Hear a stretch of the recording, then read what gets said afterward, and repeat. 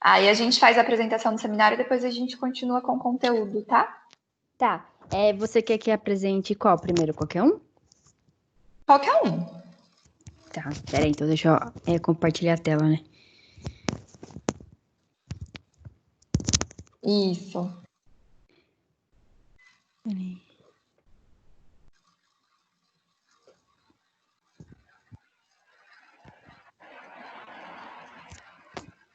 Peraí.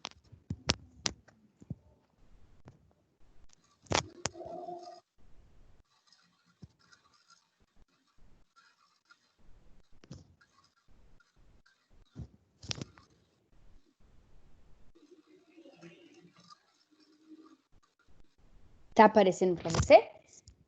Tá sim.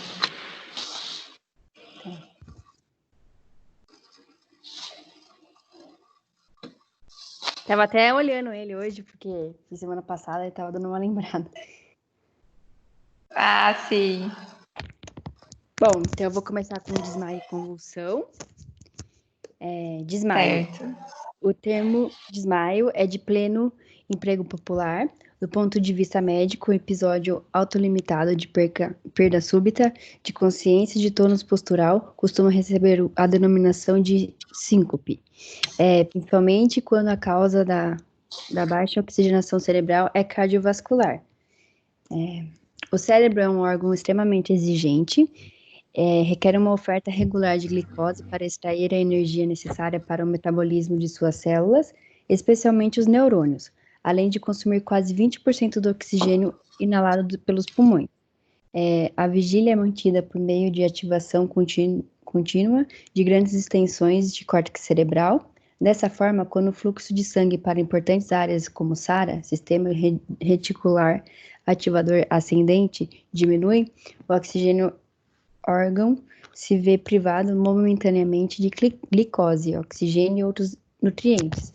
Dependendo desse grau de privação, o cérebro pode desligar por poucos segundos ou sofrer danos irreversíveis. Nossa, nesse trabalho eu nem lembrava do SARA. Aí, tanto que a hora que eu tava lendo, eu falei, SARA? Daí eu já confundi com aquela patologia respiratória. Daí depois eu voltei. Sim. E Sim, eu falei, ué. verdade. Dá pra confundir. Aí deu até um church no cérebro. Os desmaios Que uma coisa tem a ver com a outra, né? Eu falei, ué. Os desmaios cardiogênicos e os que estão relacionados a distúrbios do sistema nervoso autônomo interferem na pressão arterial de diversas maneiras, predispondo à perda súbita de consciência. Os vasos sanguíneos podem se dilatar subitamente, diminuindo a resistência vascular periférica e, consequentemente, a pressão arterial. O 10º par de nervos cranianos é constituído pelos nervos vagos, direito e esquerdo. Os núcleos que dão origem a esses nervos estão localizados no bulbo. Existem inúmeros circuitos neurais que influenciam a atividade desses núcleos, com o sistema nervoso autônomo, como o sistema límbico e hipotálamo. Episódios de emoção intensa processados nas estruturas límbicas interferem nos batimentos cardíacos e na pressão arterial, podendo ocasionar os desmaios. A fisiopatologia da síncope vasovagal ainda é complexa e não está completamente elucidada, mas o mecanismo principal parece ser de origem reflexa. As condições que favorecem sua ocorrência estão relacionadas com a redução de retorno de sangue das veias, o aumento do tônus simpático, o aumento da contratilidade do coração e a baixa resistência periférica. Seu mecanismo é caracterizado por um reflexo autonômico paradoxal. O nervo vago aumenta sua atividade em resposta a receptores de pressão localizados no interior do coração, diminuindo os batimentos cardíacos e a pressão sanguínea. Aqui, os desmaios tendem a ser recorrentes. Situações como calor intenso, ambiente com grande aglomeração, ficar muito tempo de pé, dor intensa, trauma, visão de sangue, pulsão venosa, ingestão de álcool e desidratação podem precipitá-los. Emoções intensas geralmente são relatadas na cena dos desmaios, que podem ser procedidas por sintomas de duração variável, como mal-estar, calor, tontura, náusea, perda de força ou formigamento nos membros, palpitações, dor abdominal, fadiga, que evoluem para escurecimento visual progressivo e sensação de desfalecimento. Convulsão. É a contratura involuntária da musculatura que provoca movimentos desordenados. Geralmente é acompanhada pela perda de consciência. As convulsões acontecem quando há excitação da camada externa do cérebro. Uma das mais comuns é a tônico-clônica, que atinge várias partes do corpo e afeta 2 lados do cérebro. Veja os principais efeitos. Boquiaberto, a identificação fica rígida e a vítima pode morder a língua até sangrar. Ela tende a produzir grande quantidade de saliva, que pode ficar espumosa. Já a pele passa a ter uma tonalidade azulada, em razão da respiração comprometida. Na pressão, as glândulas suprarrenais começam a produzir adrenalina, que é liberada no organismo. Isso provoca um aumento da frequência cardíaca, na pressão arterial e da transpiração. Agito, há uma contração súbita dos braços, das pernas e do abdômen, que ficam completamente enrijecidos por um curto período, fase tônica. Em seguida, a musculatura passa a relaxar momentaneamente, fase clônica. Tais movimentos, se muito violentos, provocam lesão do corpo.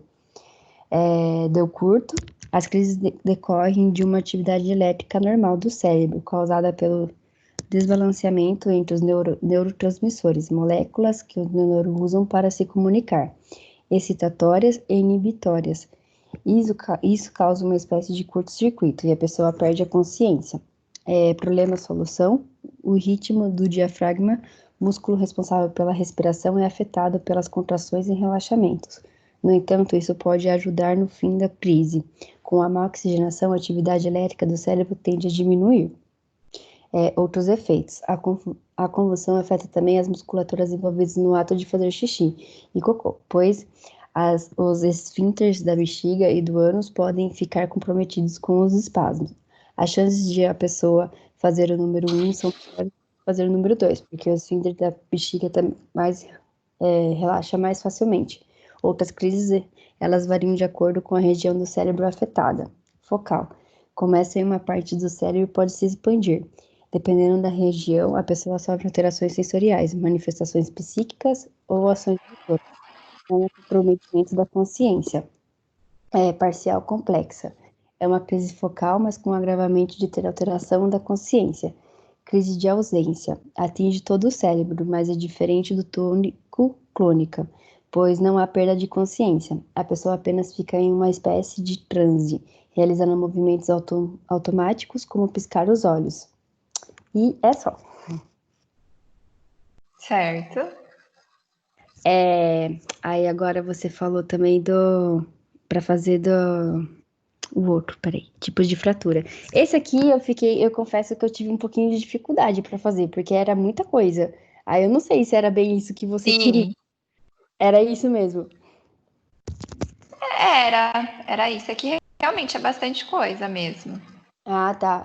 Eu falei, nossa. Várias subclassificações, né? Sim. Bom, então tipos de fratura da coluna vertebral. Aqui no caso seria a coluna cervical. Na cervical tem a fratura do côndilo occipital. As fraturas do côndilo occipital foram classificadas por Anderson e Montesano em 3 tipos. Tipo 1, que são as fraturas cominutivas impactadas do côndilo occipital. Tipo 2, fratura da base do crânio, que se estende através do côndilo occipital. E a tipo 3, a fratura por avulsão do fragmento ósseo do côndilo occipital conectado ao ligamento alar. As fraturas do tipo 1 e 2 seriam causadas por compressão vertical, enquanto as do tipo 3 seriam ocasionadas por mecanismos combinados de translação e rotação. As fraturas do tipo 2 podem estar acompanhadas da lesão dos nervos cranianos, e do tipo 3 associados com a luxação atlanto-occipito-cervical. Nossa, tem os nomes complicados. Aí aqui no caso seria a imagem dos tipo 1, 2 e 3. Da fratura, o local que é a fratura. Aí tem a fratura do Atlas, São lesões raras e correspondem a cerca de 2% de toda a fratura da coluna vertebral. A associação da fratura do atlas com a do axis é muito frequente e, apesar de rara, podem ocorrer lesões ou trombose da artéria vertebral, que devem ser presumidos na presença de sintomas de insuficiência vertebrobasilar, que seria tontura, vertigem, cefaleia, visão borrada, nistagmo, concomitente à fratura de arco posterior do atlas. A fratura em 4 partes do arco anterior do atlas, conhecida como fratura de Jefferson, é oriunda da aplicação de compressão axial, que é transmitida pelos côndilos occipitais para o atlas. As fraturas ocorrem na região de transição entre a massa lateral e o arco do atlas, que são os locais de menor resistência dessa vértebra. Muitas vezes esse tipo de fratura apresenta apenas 2 ou 3 fragmentos. Aí, massas laterais, C1, se afastam, rompendo o anel ósseo. Aí eu coloquei essas duas imagens. Fratura de Jefferson. No caso aqui seria já o tratamento, que é quando ela é estável, tração craniana com imobilização cervical, que é utilizado de 3 a 4 meses, e instável é realização de artrodese entre C1 e C2, que pode ser efetuada na fase aguda da fratura ou após a tração com ralo por período de 4 a 6 semanas. Aí, fraturas do processo odontoide. As fraturas representam de 7 a 15% das fraturas da coluna cervical. Essas fraturas apresentam características muito diferentes, por conta de incidência, epidemiologia, mecanismo de trauma, características clínicas e conduta terapêutica, de acordo com a idade dos pacientes, que diferenciam as fraturas da criança, do adulto, jovem e idoso. O diagnóstico da fratura do processo odonte pode ser realizado por meio de radiografias simples em 94% dos pacientes.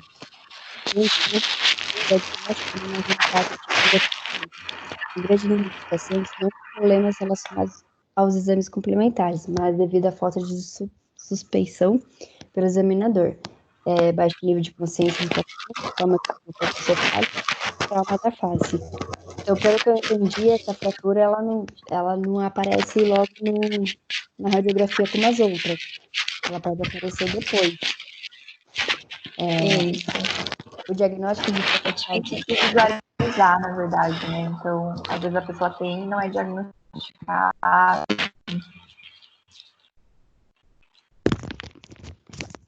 Oi? Não tô te ouvindo. Agora eu tô.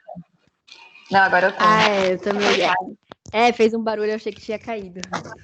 Então, o diagnóstico diferencial das fraturas do processo odontoide deve considerar os odontoides e os centros de ossificação do modelo cartilaginoso, do axis, que geralmente são divididos em relação ao diagnóstico. As fraturas foram divididas em 3 tipos.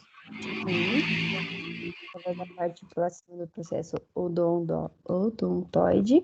Tipo 2, que é a fratura na junção do processo odontoide com o corpo do axis. E tipo 3, que é a fratura através do osso esponjoso do corpo do axis. Então, aqui seria a foto dos 3 tipos da fratura. Eu acho que dá para ver melhor. Sim. As fraturas do tipo 1 são raras e consideradas como provável função da inserção do ligamento alar. As fraturas do tipo 2 são as mais frequentes e possuem tendências para instabilidade e não consolidação, apresentando altas porcentagens de pessoas quando tratadas por métodos conservadores. E a do tipo 3 apresenta um índice de não consolidação da ordem de 10 a 15%, menor quando comparada com as fraturas do tipo 2. Mas a não consolidação pode ocorrer mesmo em fraturas sem desvio inicial. Esse tipo de fratura não deve ser considerado como uma lesão benigna, devendo ser mobilizado em halo disso. Espondilostese, nossa, traumática do axis. O diagnóstico da fratura e a sua classificação tem sido efetuado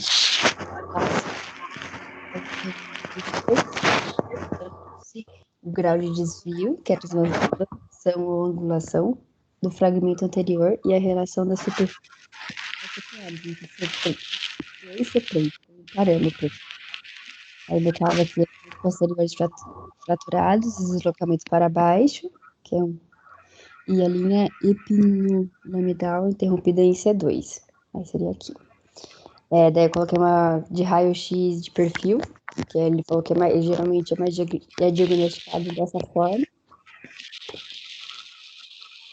A classificação de Levine e Edwards divide a espondilodipese traumática de tipos, que seria o tipo 1, que é fratura sem desvio ou angulação e desvio translacional, menor que 3,5 milímetros. Tipo 2, fratura com desvio translacional ou angular importante. Tipo 2A, que é fratura com pequeno desvio translacional e grande angulação, que apresenta aumento do espaço discal posterior entre C2 e C3, com aplicação de tração. E a tipo 3, que é fratura com grande desvio translacional e angular, associada com luxação ou bilateral em facetas articulares, de C2 e C3. Aí, no caso, a tipo 1, a tipo 2, 2A e a tipo 3. Espinha torácica e lombar. As que produzem as lesões traumáticas do segmento vertebral são fratura tipo A, compressão do corpo vertebral, fratura tipo B, lesão dos elementos anteriores e posteriores por dislocação, e fraturas do tipo C, lesão dos elementos anteriores e posteriores com rotação. Aí aqui seria a imagem dos 3 tipos de fratura. Fraturas tipo explosão, que seria A1. Fratura tipo explosão incompleta. A parte superior e inferior do corpo vertebral apresenta diminuição, enquanto que a outra parte permanece intacta. A estabilidade dessas fraturas está reduzida a flexo-compressão, e os fragmentos da parede posterior podem apresentar desvio acional quando submetidos a essas forças, que seria essa daqui a imagem. A tipo 2, que é esse tipo de fratura, uma metade da vértebra, mais frequentemente a superior, apresenta diminuição, enquanto que a outra metade está fendida sagitalmente. Essas fraturas são mais estáveis à flexão, compressão e apresentam maior índice de lesão neurológica que as fraturas tipo explosão incompletas, que daí seria aqui, essa é a imagem da fratura. E todo o corpo vertebral apresenta diminuição e essas fraturas são ainda mais instáveis. A flexocompressão, que causa uma redução adicional da altura do corpo vertebral, o diâmetro do canal vertebral, geralmente encontra-se muito reduzido pelos fragmentos da fratura da parede posterior do corpo vertebral, e o índice das lesões neurológicas é elevado, que seria essa daqui, a imagem da fratura. Lesão por distração. Rotura posterior predominante ligamentar. A principal lesão desse grupo de fratura é a rotura do complexo ligamentar posterior associada à subluxação bilateral, luxação ou fratura da faceta articular. Esse tipo de lesão está associada à rotura transversa do disco intervertebral ou à fratura tipo A do corpo vertebral. Lesão posterior predominante ligamentar, associada à ruptura transversa ou disco intervertebral, subluxação em flexo, é uma lesão ligamentar pequeno que não afeta a estabilidade da fratura. Pode estar avulsionado pelo anulo fibrose da parte posterior da borda da placa terminal. Luxação anterior. É uma lesão disculamentar pura com luxação completa da faceta articular e associada com translação anterior e estreita do canal. E subluxação em flexão ou luxação anterior associada à fratura do processo articular. Apresenta as características mencionadas para a fratura B1 e B2, apresentado ao alto grau de instabilidade ao cisalhamento no plano sagital devido à fratura na faceta articular. Eu confesso que eu fiquei boiando aqui, que eu não entendi quase nada, mas eu falei, vou colocar, que eu não entendi muito bem essa parte, não. Tá. Aí, Aí, na verdade, é um pouco complexo, mas assim, é a divisão que a gente tem de acordo com o tipo de fratura. Aí essa fotinha dá para ver bem, ó. A flexão com a subluxação. Quando a gente tem luxação, é quando sai mesmo. Tá vendo, ó? Aqui, ó.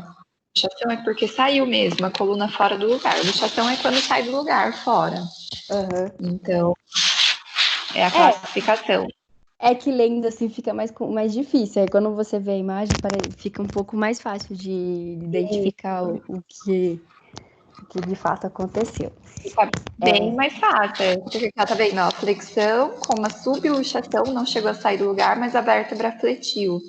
Né? E a luxação anterior só da faceta aqui articular. Então, quando a gente olha para a foto, né, que a gente consegue ver isso, certo? Bom, mas é bastante coisa, é bem complexo. Nossa, bem complexo. Mas como tava, eu peguei um artigo que já tinha tudo, eu falei, é que faz parte, né? Então vou pôr também. Mas eu falei, na hora que eu for apresentar, vou ter que perguntar, porque eu não sabia falar muito bem, não. Sim. Fratura por separação. O corpo vertebral está dividido no plano coronal ou sagital e o fragmento principal apresenta graus variáveis de desvio. Na presença de grandes desvios do fragmento principal, a falha pode ser preenchida com material oriundo do disco intervertebral, que pode resultar em não consolidação da fratura. A coluna posterior não está acometida nesse tipo de fratura e a sua associação com o déficit neurológico não é comum. Aí aqui a imagem também fica mais claro como que é essa fratura. Isso. Fratura impactada, que é a deformidade do corpo vertebral, ocorre devido principalmente à compressão do osso esponjoso no corpo vertebral. A coluna posterior que é a mais comum. Isso, é a mesma, mais comum. A coluna posterior está íntegra, aí a compressão do canal vertebral não ocorre. Essas lesões são estáveis e a lesão neurológica raramente ocorre. Daí, no caso, ela também é subdividida, que é a impactação da placa terminal. O corpo vertebral apresenta encunhamento inferior a 5 graus e sua parede posterior está íntegra. Fratura encunhamento, que é a perda da altura do corpo vertebral, resulta em angulação maior que 5 graus e a parede posterior do corpo vertebral permanece intacta. A perda da altura do corpo vertebral pode ocorrer na parte superior, que é um encunhamento superior, anterolateral, que é encunhamento lateral, e o inferior, que é encunhamento inferior. Colapso do corpo vertebral. Esse tipo de lesão é normalmente observado em pacientes com osteoporose e ocorre a perda simétrica do corpo vertebral, sem exclusão significativa dos fragmentos, de modo que o canal vertebral não é comprimido. O corpo vertebral apresenta aspecto em espinha de peixe, nos casos em que esse tipo de fratura está associado a grande impacção da placa terminal. Aí, no caso, também aqui é a imagem dos tipos da fratura. Ruptura posterior predominante ligamentar. Lesão posterior predominante ligamentar, ou também lesão e infecção de extração, associada com ruptura transversa do disco vertebral. Subluxação e inflexão é uma lesão raramente disco-ligamentar e um fragmento ósseo pequeno que não afeta a estabilidade da fratura, pode estar avulsionado pelo anulo fibroso da parte posterior da borda da placa terminal. Luxação anterior é uma lesão discoligamentar pura, com luxação completa de faceta articular e associada com translação anterior e estreitamento do canal.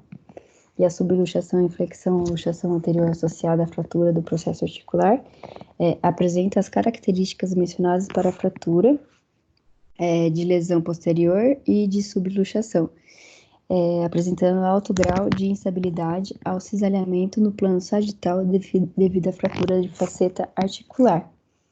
Aí, no caso, também a imagem que fica mais claro das fraturas de flexão subluxação, luxação anterior e flexão subluxação anterior. E também temos as lesões por cisalhamento e rotação. As fraturas desse grupo são causadas por mecanismos envolvendo rotação e cisalhamento, e elas podem ser identificadas nas radiografias, como uma linha de fratura oblíqua através do corpo vertebral. A primeira fratura do subgrupo é a fratura descrita por Holdsworth, não sei como fala, e denominada de Sick Fracture, no qual uma cunha óssea está cisalhada próximo da placa terminal.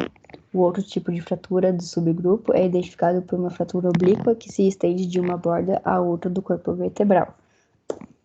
Aí, no caso, a imagem e só.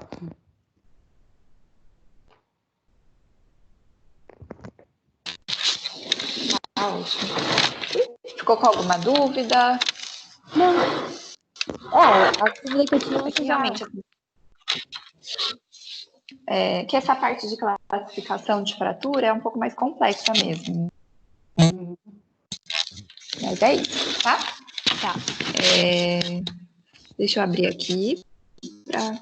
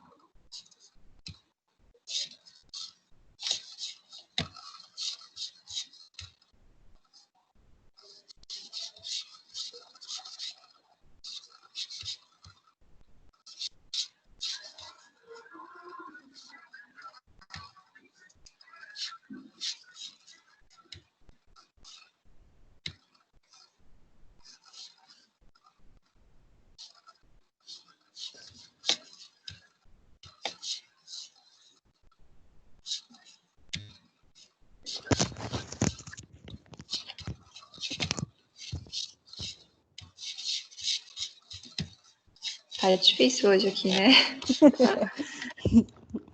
Não vai dar certo. É a chuva, acho. Acho que é a chuva, tá todo mundo preguiçoso.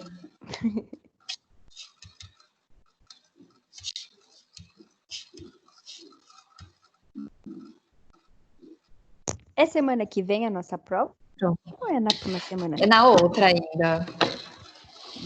Na outra semana, tá? Tá. Dia 2, 9, 16. Tá. Vamos lá, então. Abrir aqui. A gente começou a falar... Na verdade, a gente vai começar a unidade 4.1, né? Avaliação primária da parada cardiorrespiratória. 4.2, quer dizer. Eu acho que a gente chegou a fazer, não? Eu acho que a gente chegou a fazer essa aula. Chegou.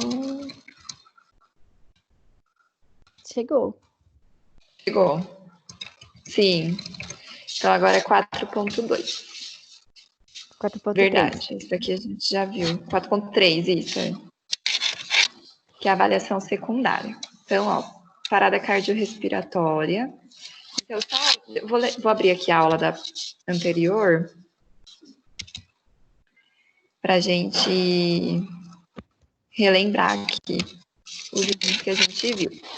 Então, quando a gente tem a parada cardiorrespiratória, a gente tem a avaliação primária, né, que a gente vai verificar os sinais da vítima, detectar se há risco de morte. Então, essa avaliação primária, ela dura de 2 a 5 minutos, que é composta por ABC do trauma. Então, é circulação, via aérea e respiração. Sempre, então, a gente vê primeiro a circulação, depois as vias aéreas e depois a respiração. Aí a gente tem, né, depois de que a gente vê isso, a gente vê a parte neurológica, que a gente aplica a escala de Glasgow, e depois a temperatura. Então, a gente vê o risco, né, de hipotermia e faz todas as condutas necessárias caso o paciente apresente algum tipo de instabilidade. Então, na circulação, a gente verifica a frequência cardíaca através do pulso, vê também, além da frequência, a gente vê o ritmo e a presença de também hemorragia. Via aérea, a gente vê a respiração. Se o paciente não tem respiração espontânea, a gente faz a obstrução, né, para fazer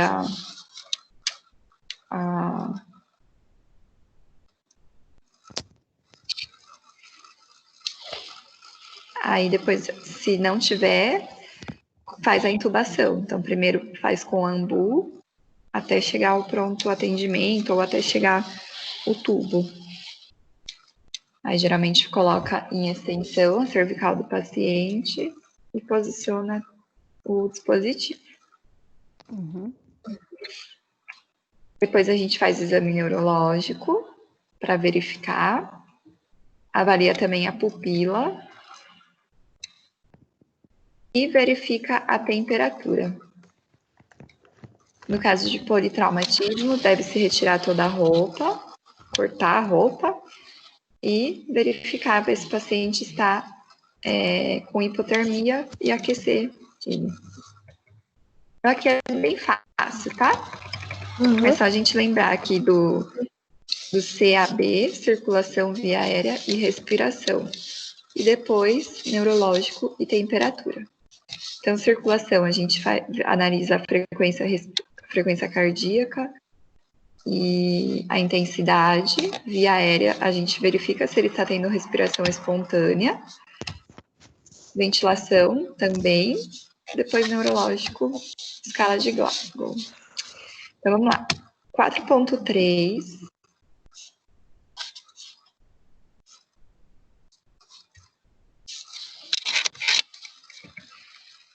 A gente vai para a avaliação secundária. Então, a avaliação primária é tudo aquilo que a gente viu, que é uma avaliação bem rápida, de 3 a 4 minutos. E a secundária é uma avaliação mais profunda. A gente fala que é uma avaliação que vai da cabeça aos pés. É um processo que possui uma ordem certinho, então a gente tem que fazer passo a passo de acordo com o que o protocolo manda. E o socorrista vai identificar lesões graves que possa comprometer e levar a saúde mesmo, a vida da vítima. E os principais questionamentos levados em consideração seguem a sigla SAMPLA, que é a Associação Nacional de Emergência Médica, significa sintomas, são as queixas principais. O A, que é questionar a respeito de alergia, principalmente a medicamento. O M, que é questionar a respeito de medicamento, para não ter nenhuma interação medicamentosa. O P, que é questionar o paciente de passado médico, como problema de saúde, tratamento, cirurgia. O L, que é questionar a respeito da ingestão de líquido ou alimentos. Então, caso a vítima precise de cirurgia, né, ela precisa receber anestesia sem risco de vômito para não aspirar durante o procedimento cirúrgico. E o A, que é questionar a respeito do ambiente do acidente ou o que pode ter causado aquele acidente. Então, depois que a gente faz esses questionamentos SAMPLA, tentando verificar o perfil do paciente, o cenário e como ele se encontra, a gente faz a inspeção. Então, primeiro a gente faz na cabeça, a gente procura algum tipo de lesão, corte, contusão, sangramento, nariz, boca, ouvido. Observa também a parte óssea, se tem algum tipo de afundamento ou irregularidade, né? Possível traumatismo craniano encefálico. A gente vê também a pupila, a cor da pele e vê se tem algum objeto obstruindo a região da boca, pondo em risco a respiração.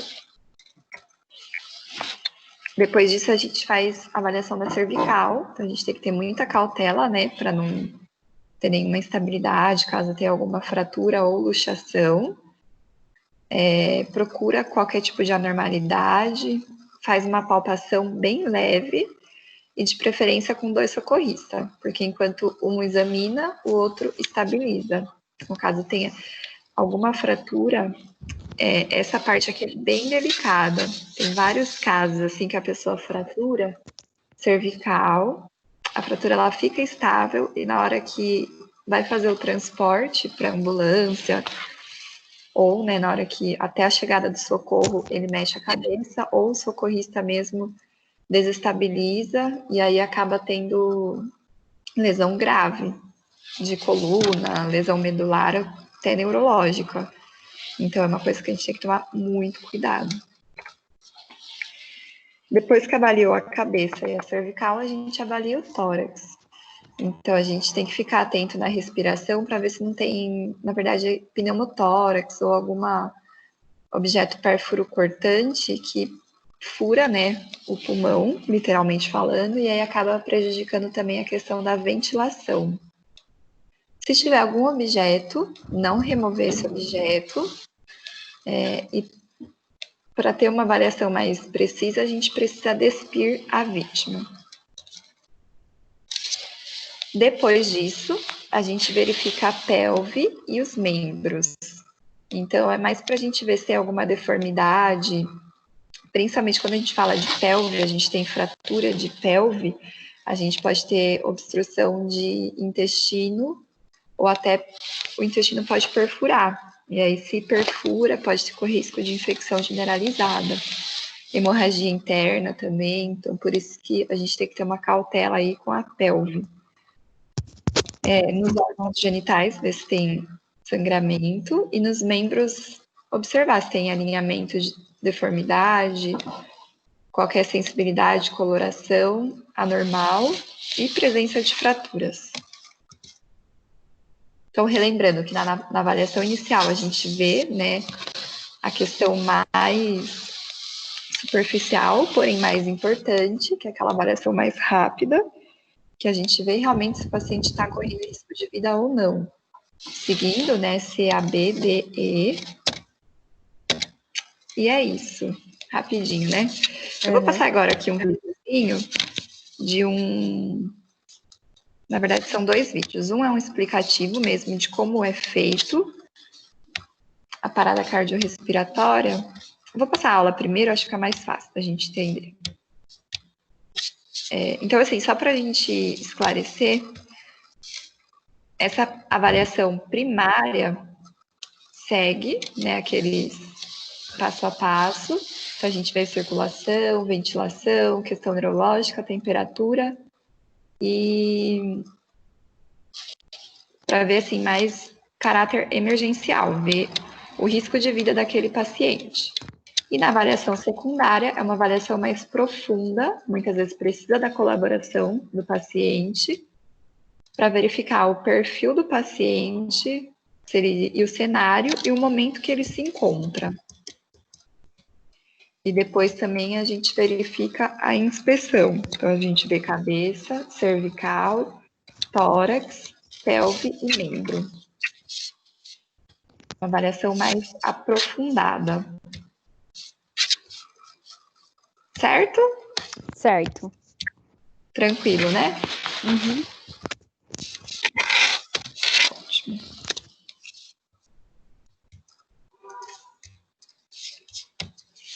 Agora aqui a gente vai ter uma aulinha de parada cardiorrespiratória, que é a última aula da nossa unidade. Depois, na próxima aula, a gente tenta fazer bastante atividade, tá? Atividade prática para fixação de todo o conteúdo que a gente viu no semestre. Então, vai ser só atividade prática, mas de revisão mesmo, para revisar para a prova, que vai ser na outra aula. Tá. Então, vamos lá. Parada cardiorrespiratória. Então, é a interrupção brusca, né, dos batimentos cardíacos e da respiração. Então, consequentemente, ocorre a cessação da circulação sanguínea no organismo. E após este episódio, o indivíduo leva de 10 a 15 segundos para perder a consciência. Então, ele tem a parada depois de 15 segundos que ele vai perder a consciência. Então, primeira coisa que a gente faz, avalia o local, né, a segurança do local e avalia o paciente. Então, o socorrista que abordar a vítima deve certificar-se rapidamente de que o local é seguro. Em seguida, o socorrista deve verificar se a vítima responde. Então, primeira coisa, verificar, né, se o local é seguro, porque aí, se não corre risco do socorrista ser a próxima vítima, né? Segundo, bater no ombro da vítima e gritar se está bem. E terceiro, verificar se a vítima está respirando. Se a vítima não estiver respirando, acionar o sistema de urgência. Então, chamar o SAMU. Etapa 2, então a gente chama o SAMU. Então, primeiro de tudo, verificar o local. Segundo, chamar o SAMU e buscar o DEA. Então, tá repetindo ali, né? Então, primeiro, perguntar se a vítima está bem, se ela respira.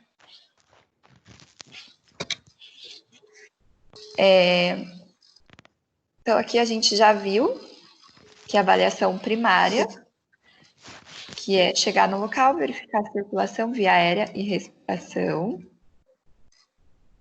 Primeiro, como que agora a gente vai ver mais a parte prática, tá? A gente já viu como que é, agora a gente vai ver como que faz. Então, primeiro, a gente verifica o pulso. Como a gente tem que ser bem rápido, a gente não fica 1 minuto esperando, né, o tempo para verificar a frequência cardíaca. A gente vê a pulsação, então a gente palpa a artéria, geralmente faz pela artéria jugular, conta 10 segundos, em 10 segundos quantos batimentos foram, e aí multiplica por 6. Então, aí vai dar a conta por minuto. E caso você não sinta nenhum tipo de batimento, aí sim inicia as compressões torácicas. Então, como que a gente faz a pulsação? Ó, localizar a traqueia usando de 1 ou 2 dedos. Deslize o dedo entre a região da traqueia e os músculos laterais do pescoço, onde tem o pulso carotídeo. Sinta o pulso por no mínimo 5, mas não por mais que 10 segundos. Então, deu 10 segundos, já faz. Quanto mais rápido a intervenção da massagem, melhor. Se não sentir nada, faz a compressão torácica. Então, só lembrando aí, ó, 60 a 100 batimentos por minuto, né, que é o normal. Uhum. Então, foi lá, palpou, não sentiu nada, já faz a compressão torácica. Como que faz?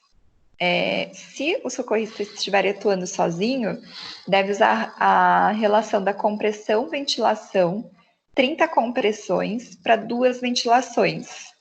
Então, faz a massagem 30 vezes, comprimindo a região torácica, perto ali do externo, e 2 ventilações. Sempre repetindo esse ciclo, 32, 32. Aqui, ó, fala um pouquinho passo a passo de como deve ser feita. Então, primeiro, posiciona a vítima ao lado da vítima, ajoelhado aqui, ó, do lado.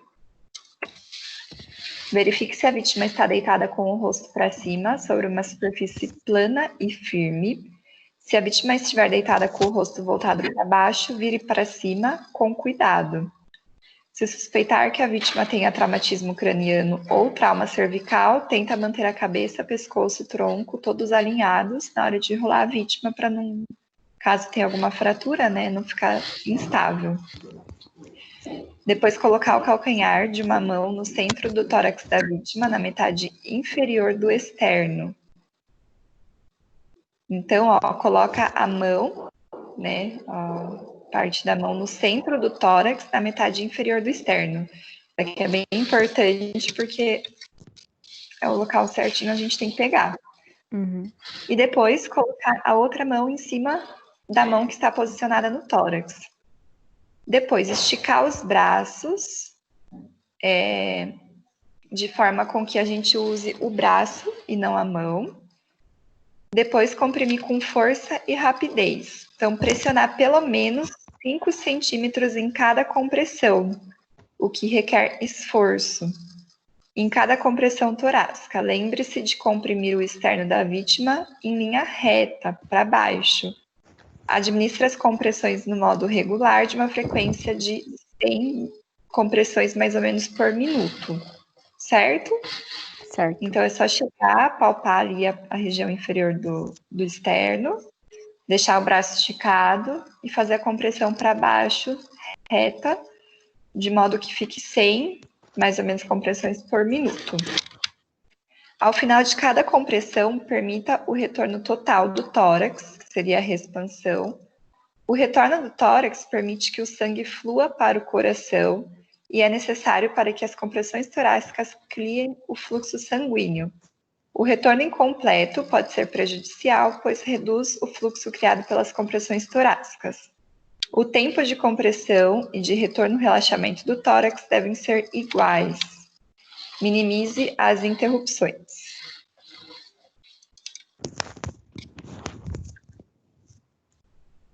Então, a gente verifica, né, as vias aéreas.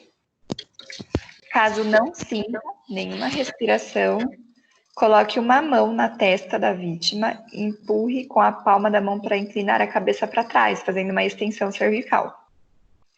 Coloque os dedos de uma mão sob a parte óssea da mandíbula inferior, próximo ao queixo, então conforme a foto B ali, e erga a mandíbula para trazer o queixo para dentro, para frente, quer dizer.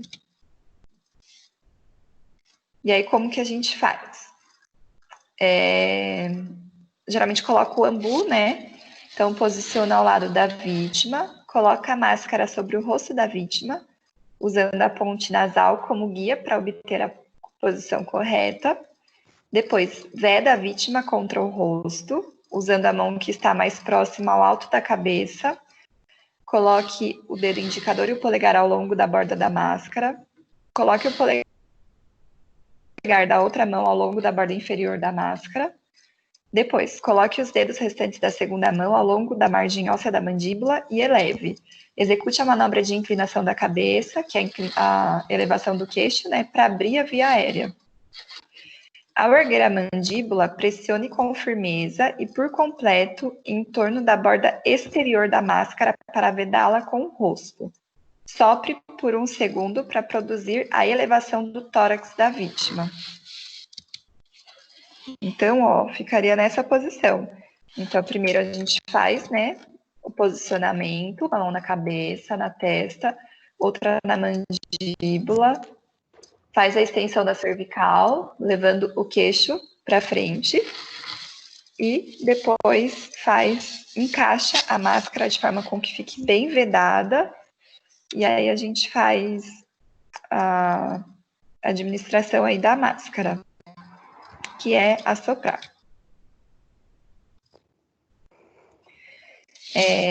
Aqui fala aqui no 4, a gente bombeia para administrar as ventilações. Então, 1 segundo cada, observando simultaneamente se há elevação do tórax. Então, a gente posiciona, faz a massagem, posiciona, faz tudo o que a gente falou anteriormente, e aí a gente assopra. Consequentemente, quando a gente assopra, o tórax é para se expandir, então ele vai para cima. Se não vê o tórax expandir, é porque tem alguma coisa de errada, tem que refazer todo o procedimento.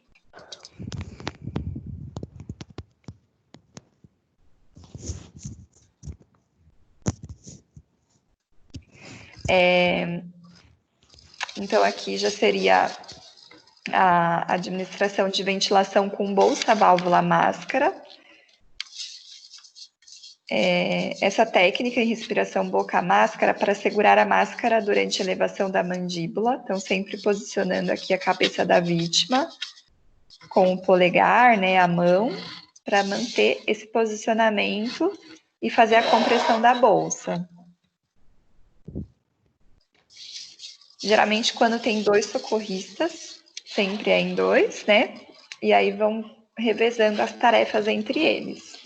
Ao lado da vítima, então, um executa a compressão torácica, que aí faz todo aquele procedimento que a gente falou, né? 5 centímetros de profundidade, 100 por minuto. Permitir o retorno total do tórax após cada compressão, que isso é muito importante. Minimizar as interrupções nas compressões.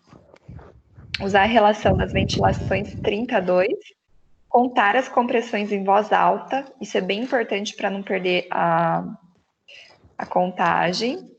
E trocar de função com o socorrista 1 a cada 5 ciclos ou cerca de 2 minutos para não cansar. E o outro socorrista, enquanto um está fazendo a massagem, o outro está posicionando as vias aéreas. Então, ele inclina a cabeça, eleva o queixo, anterioriza a mandíbula e administra a ventilação. Certo? Certo. Então, o primeiro socorrista, ó, aqui fazendo, né, o procedimento, a massagem, e o outro administrando a ventilação.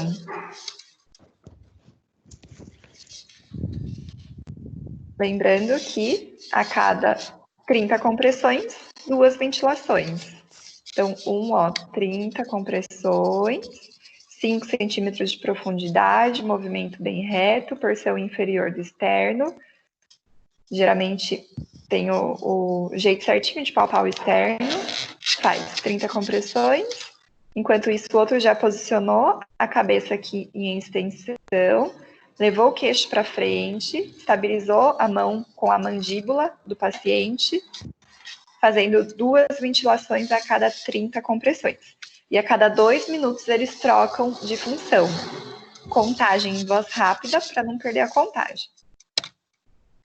Depois disso, ou enquanto isso, faz uma avaliação rápida da parte neurológica, que é o método AVDI. Então, A seria a pessoa em alerta, V, verbal, quando a pessoa responde a estímulo verbal, D, doloroso, então quando a gente faz qualquer estímulo doloroso, ela responde, irresponsível, não responde a nada. Ou aplica a escala de Glasgow, né, se a pessoa, mesmo que ela volte com a respiração, né, consiga fazer a respiração, ela volte, aplica a escala para ver se ela precisa ser entubada ou não.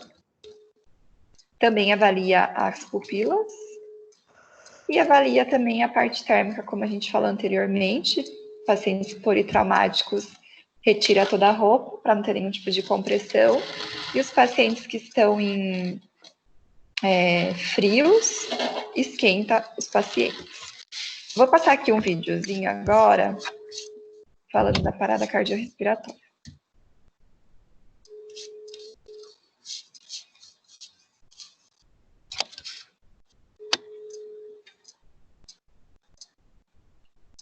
Então, exemplo prático, ó, o senhorzinho passou mal.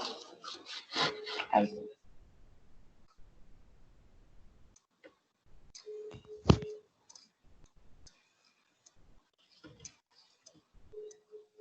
Primeiro, ó.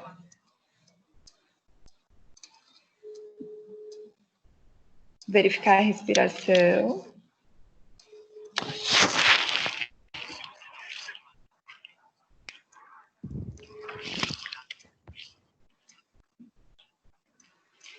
E a gente vê, enquanto a gente sente ali, a gente vê a expansão do tórax, né?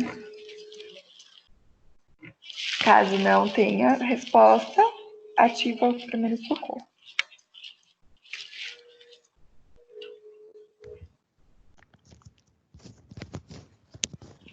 E depois faz a ressuscitação.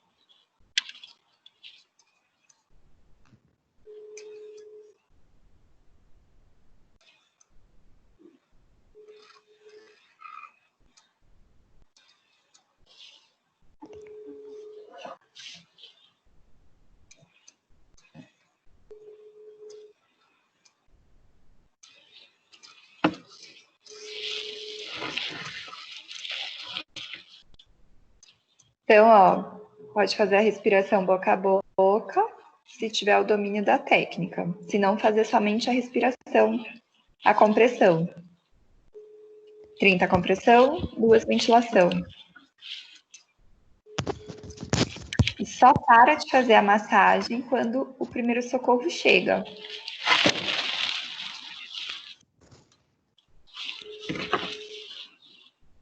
Você já precisou fazer a massagem em alguém?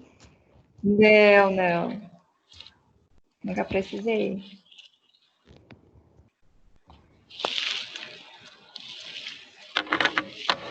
Certo? Certo. Aparentemente tranquilo, né? Sim. Só que não, né? É. Porque a gente nunca precisou, então. Então, só na aula tranquilo. Na prática, é tenso. E aí, eu peguei um videozinho bem legal. É um pouquinho demorado, mas é bem bacana da gente ver, porque é um vídeo prático mesmo, sabe? Uhum.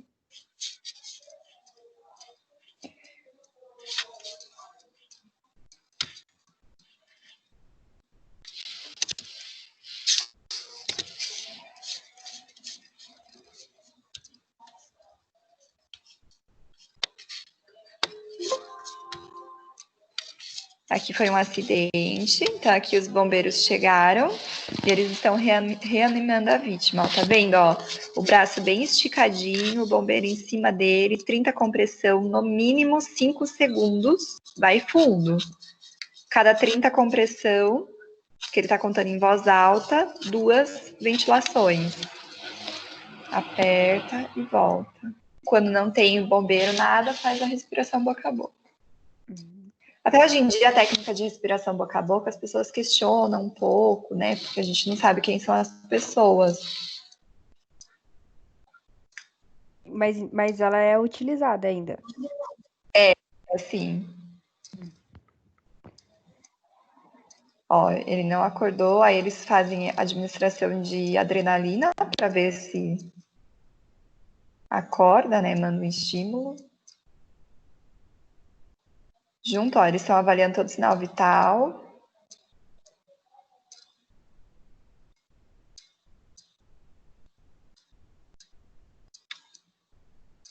Ó, o desfibrilador.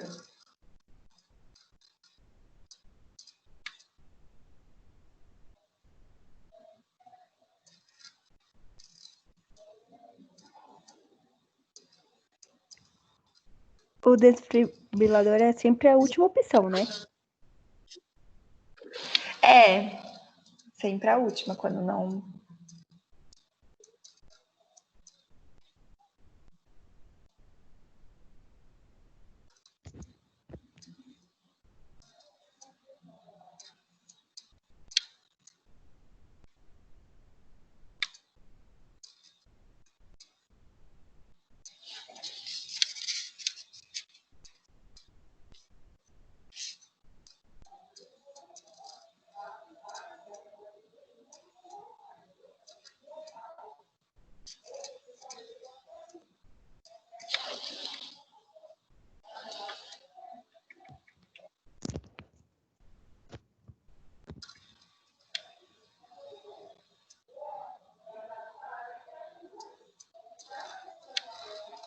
É tudo muito rápido.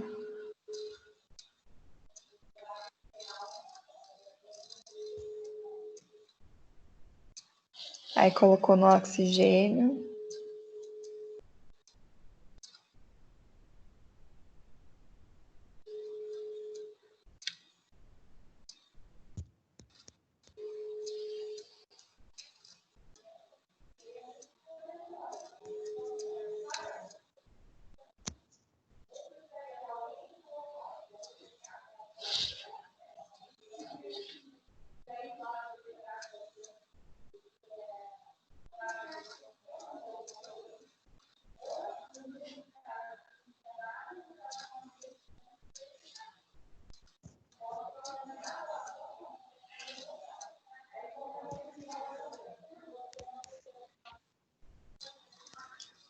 Cervical estável.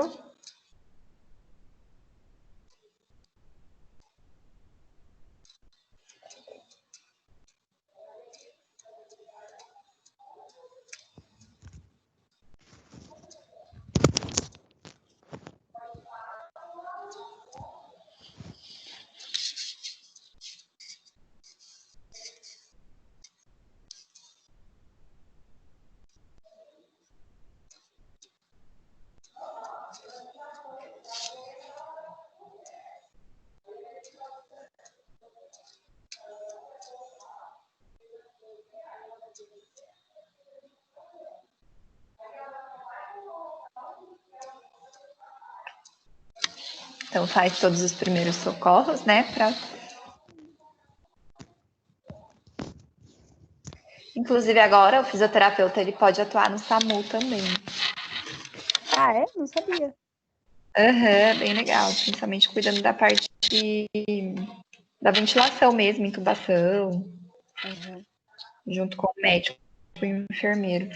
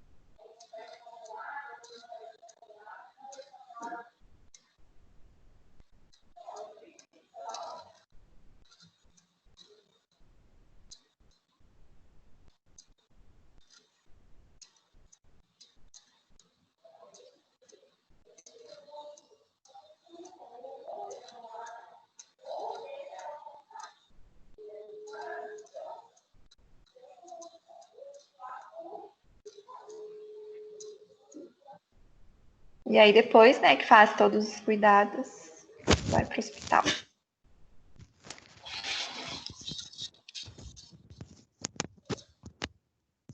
Vou pular aqui essa parte do trajeto.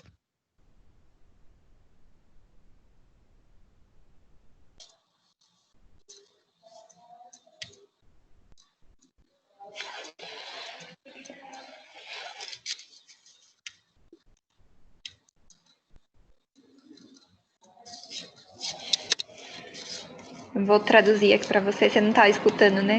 Não. Nosso som tá bem baixo aqui também para mim.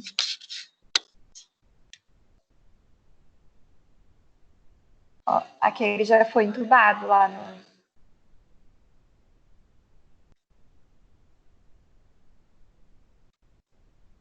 Ele caiu, convulsionou, bateu a cabeça.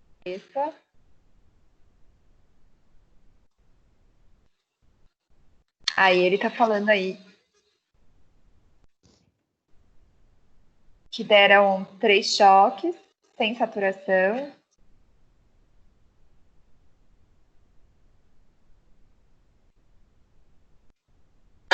Falando como foi a intubação.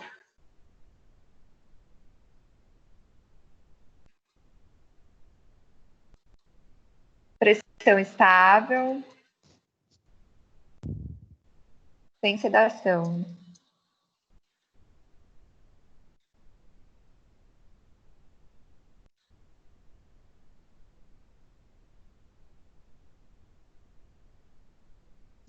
Ô, professora, então a intubação já é na ambulância que fazem? Eu achava que fazia só hora que Dentro da... chegasse no hospital.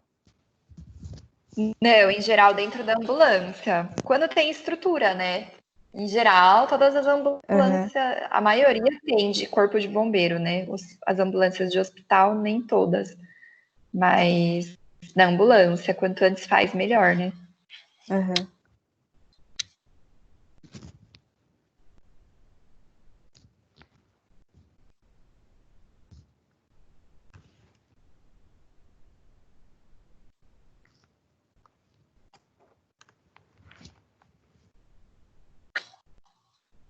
Tô falando aí. Como foi?